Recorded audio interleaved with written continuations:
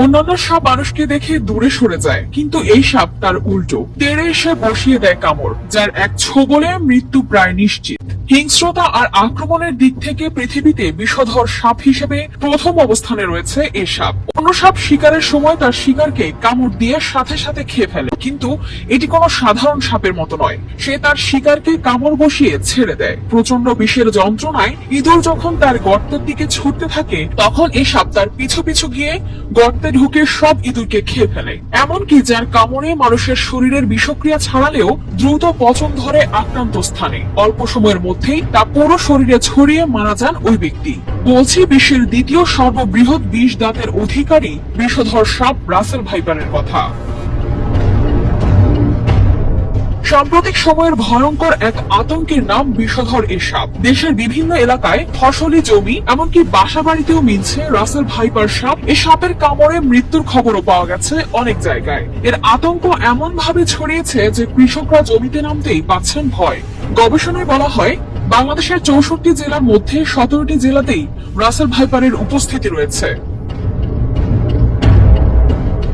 এর আক্রমণ এতটাই ক্ষিপ্র যে ১ সেকেন্ডের ১৬ ভাগের ১ ভাগ সময়ে বিষ বসিয়ে দিতে পারে। অন্যান্য সাপের বেলায় ৪৮ ঘন্টা কেটে গেলে রোগীকে নিরাপদ ভাবা হয়, কিন্তু রাসেল ভাইপারের বিষের তীব্রতা এতই যে রোগী সুস্থ হয়ে বাড়ি ফেরার পথে মারা গেছে এমন রেকর্ডও আছে। এটি দেখতে অনেকটা অজগর সাপের মতো। বেশি দেখা যায় ভারত থেকে তাইওয়ান ও জাভা পর্যন্ত।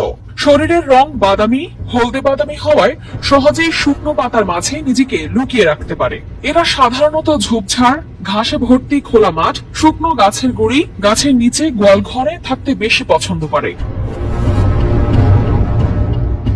বাংলাদেশ থেকে বহু আগেই এই সাপ বিলুপ্ত হয়ে গেছে বলে মনে করা হলেও দেশের বিভিন্ন জেলায় উদ্বেগজনক হারে বেড়েছে ভয়ঙ্কর এই সাপের উপদ্রব। ধারণা করা হচ্ছে রাসেল ভাইপার স্থলজ সাপ হলেও অনেক ক্ষেত্রে এটি বন্যার পানিতে ভেসে আসতে পারে, আর এভাবেই ছড়িয়ে পড়েছে নদী বেষ্টিত বিভিন্ন এলাকায়।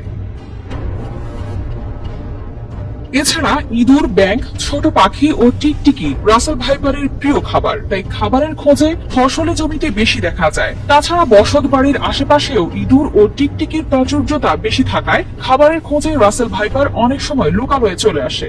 রাসেল ভাইপার বংশ বিস্তার করে খুবই দ্রুত। অন্যান্য সাপ যেখানে ২০ থেকে ৪০টি ডিম দেয়, সেখানে একটি রাসেল ভাইপার ৮০টি পর্যন্ত বাচ্চা দেয়। ফলে দ্রুত বৃদ্ধি পাচ্ছে রাসেল ভাইপার।